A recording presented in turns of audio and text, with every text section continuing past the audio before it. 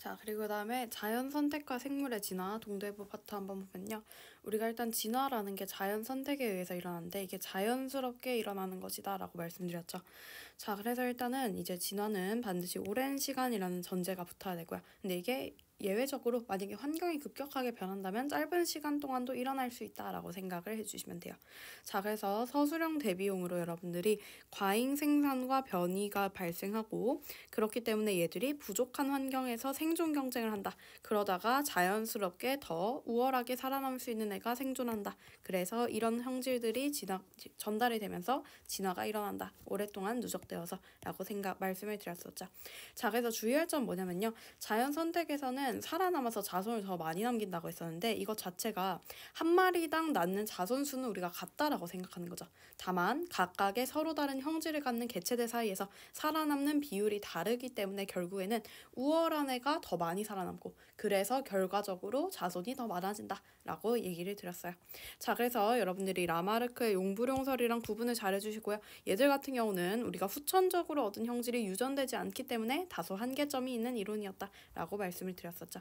자, 그래서 우리가 다윈의 자연 선택설의 명확한 한계점은 다윈 같은 경우는 자연스럽게 선택된다라고 하는 이론에 대해서는 설명을 했지만 변이가 왜 나타나는지 그리고 부모의 형질이 자손에게 전달되는 원리를 명확하게 설명하지는 못했습니다. 그 내용 한번 기억해 주시고요. 자, 그리고 이런 거 지엽적인 걸로 말이 나오죠. 다윈의 진화론은 결론이 근대 유럽인의 세계관을 바꿔 놓아서 물론 이론적인 기반을 제시했지만 결과적으로는 제국주의, 인종차별, 식민지배의 정당화 등이 악용되었다. 이 정도 악용되었었던 사례 기억해 주시면 되고요. 자, 그 다음 변이 같은 경우는 우리가 비유전적 변이와 유전적 변이가 있었는데 그럼 유전되는 거는 당연히 유전적 변이, 비유전적 변이는 내가 환경에 의해서 그래서 자손에게 유전되지 않는 변이라고 말씀을 드렸고요. 그럼 유전적 변이는 이제 얘들이 유전이 되는데 어떻게 유전되냐면 유전자를 통해서 유전이 된다라고 했어요. 그래서 여러분들은 유전자라고 하는 것은 곧 염기서열이다라고 생각을 해주시면 됩니다. 즉 염기서열의 차이가 서로 다른 유전자를 만들고 서로 다른 유전자가 어떤 형질의 차이를 만든다라고 생각을 하시면 되겠죠. 자, 그래서 유전적 변이가 나타나는 원인을 보면요. 얘들은 첫 번째 돌연 변이가 오랫동안 축적돼요. 두 번째, 생식세포의 다양한 유전자 조합이 유성생식 과정에서 발생합니다. 자, 그래서 일단 돌연 변이는 심플해요. 얘가 DNA의 유전 정보 내지는 염기 서열의 변화가 생기는 것이라고 얘기를 했었고요. 그래서 부모에게 없던 형질이 결과적으로 자손에게 전달될 수 있다라고 말씀을 드렸죠. 자, 그래서 우리가 여기 보시면요. 돌연 변이가 쭉 나와 있는데 초록색 딱정벌레가 나타났다. 얘는 새로운 변이의 출현이다라고 생각을 해주시면 되고요.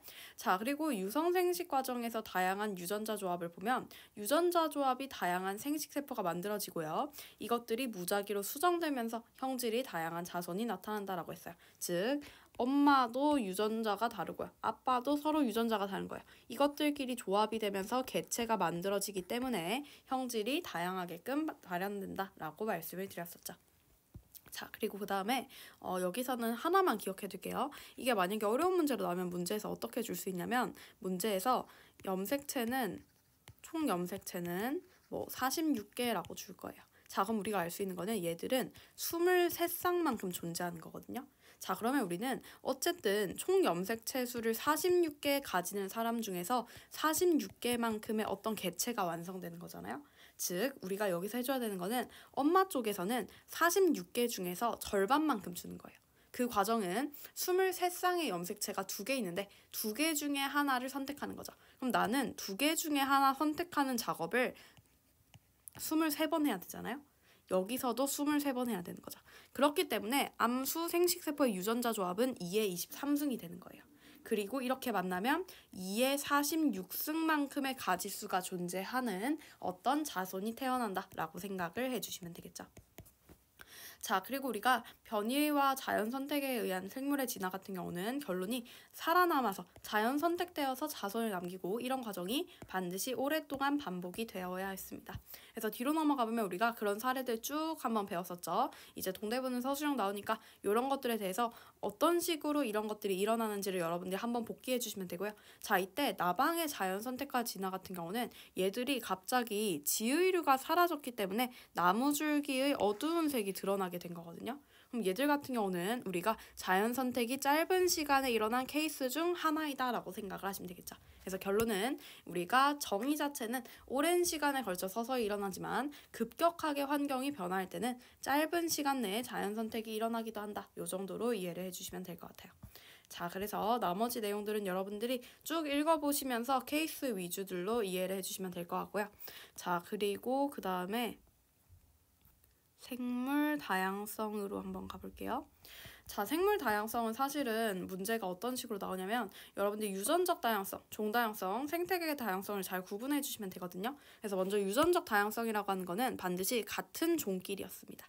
즉 자연 선택이 일어날 수 있는 같은 종끼리의 서로 다른 다양성이다 라고 생각을 하시면 되고요. 종다양성은 뭐냐면 얘들 자체가 어떤 환경에 다양한 종이 존재한다는 것을 시사를 해야 돼요. 그리고 생태계 다양성은 여기에다가 서식을 하고 있는 이런 생태계, 뭐 산, 숲, 초원 이런 환경적 요소까지 포함을 해서 다양성을 언급하는 것이다 라고 생각을 해주시면 되겠죠. 자, 그래서 유전적 다양성은 방금도 얘기했지만 서로 다른 유전자라고 하는 얘기를 한다면 유전적 다양성이다 라고 생각을 하시면 되고요. 그래서 당연하게도 유전적 다양성이 높을수록 급격한 환경 변화에 잘 적응을 하면서 얘들이 더 멸종될 확률이 낮다. 즉 우리는 유전적 다양성이 높을수록 좋다라고 생각을 하시면 되겠죠. 자, 그래서 밑에 보시면 씨가 없는 거, 씨가 있는 거 나와 있는데 여러분이 기억하셔야 되는 게 우리가 먹는 씨가 없는 바나나는 무성생식을 합니다. 그래서 얘들 같은 경우는 생식세포의 조합 자체가 존재를 하지 않기 때문에 유전적 다양성이 매우 낮다. 즉 변이가 적다라고 생각하면 됩니다. 자, 반면 우리가 옛날에 먹던 씨가 있던 야생바나나는 유성생식을 해요. 유성생식을 한다는 거는 생식세포의 조합이 있다는 거잖아요. 그 말은 유전적 다양성이 높다라고 생각을 하시면 되겠죠.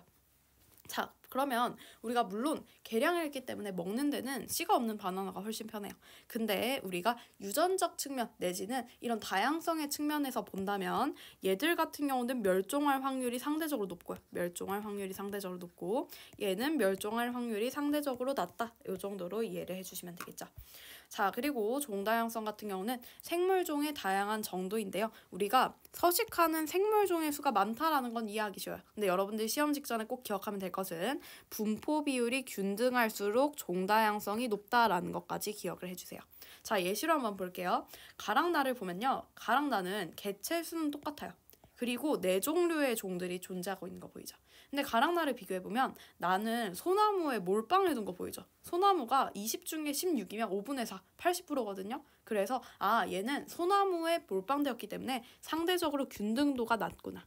그 말은 뭐냐면 결과적으로 종다양성은 더 균등한 가가 높다라고 이해를 해주시면 되겠죠. 자, 그리고 마지막으로 생태계 다양성은 생태계의 다양한 정도를 나타내고요. 여러분들은 열대우림은 이제 종다양성이 가장 높다라는 거 기억을 해주세요. 그리고 갯벌과 습지 또한 완충지대, 육상, 수생 생태계를 모두 있는 완충지대로서 얘들은 공존하기 때문에 다양성이 상대적으로 높다라고 이해를 해주시면 됩니다. 자, 그리고 이 내용은 여러분들이 쭉 한번 읽어보시면 될 것 같고요. 혹시 학교 선생님이 찝어주신 내용이 있다면 그 내용은 서술형에 나올 확률이 높기 때문에 여러분들 그 내용 위주로 기억을 해주시면 됩니다. 자, 그리고 그 다음에 여기 쭉 보시면요. 우리가 생물 다양성의 감소 원인 중 가장 높은 것은 서식지 파괴와 단편화였어요. 그래서 단편화라고 하는 거는 서식지가 소규모로 분할되는 것을 말하고요. 문제에서 만약에 이제 생물 다양성의 가장 큰 원인을 써라라고 한다면 여러분들이 서식지 파괴와 단편화라고 단답형으로 쓸 수 있어야 돼요. 특히 만약에 문제에서 서식지가 소규모로 분할되는 현상이 무엇인지 단답식으로 쓰시오라고 한다면 서식지 단편화가 정답이거든요. 여러분들이 잘 기억하셔서 정답 쓰실 수 있도록 한번 복기해주세요. 자, 그리고 그 다음에 우리가 얘들 같은 경우는 협약 이름 정도 기억하면 되겠죠. 자, 생물다양성 협약, 람사르 협약, 런던 협약 이렇게 3가지 있습니다. 그래서 런던 협약 같은 경우는 우리가 얘들은 런던이라고 하는 게 이제 얘들 자체가 산업혁명이 시작했던 곳이었잖아요. 그래서 지금 영국, 런던 해서 런던 협약, 그리고 람사르 협약은 습지 보전, 생물 다양성 협약은 말 그대로 생물 다양성을 보호하기 위한 것이다 라고 생각을 해주시면 됩니다.